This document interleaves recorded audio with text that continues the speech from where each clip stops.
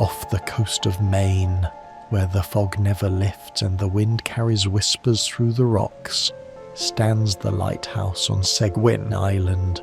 For more than 2 centuries it's watched over the schooners that braved the Kennebec and Sheepscot rivers. But this light has another legacy, one not written in logs or records. They say on quiet nights you can still hear the faint sound of a piano drifting across the water. A single, repeating tune that once drove a man to madness.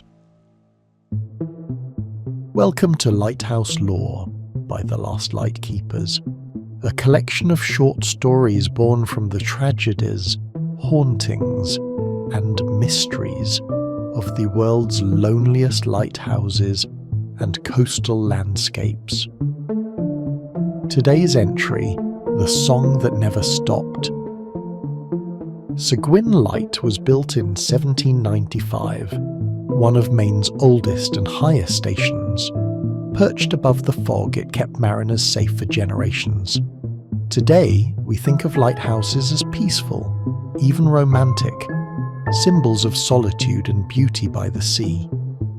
But for those who lived within them, they were anything but. Isolation pressed in like the tide. Weeks could pass without a voice, without a ship, without a sign of the world beyond the waves. Loneliness, desolation, and madness were the truer companions of the lightkeeper's life. And on Seguin Island, that isolation would soon turn deadly.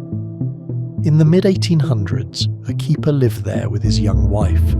The winters were endless, the fog unbroken for weeks.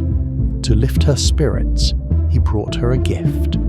A piano, hauled up the rocky cliffs plank by plank. It was a kindness that soon became a curse. She knew only one tune, and in that lonely place, it became her only company. Day after day, night after night, the same song echoed through the keeper's house, over the waves, through the fog, into his dreams. The keeper's mind began to fray. The endless fog, the isolation, and that ceaseless melody circling like a ghost. Until one night, the music stopped.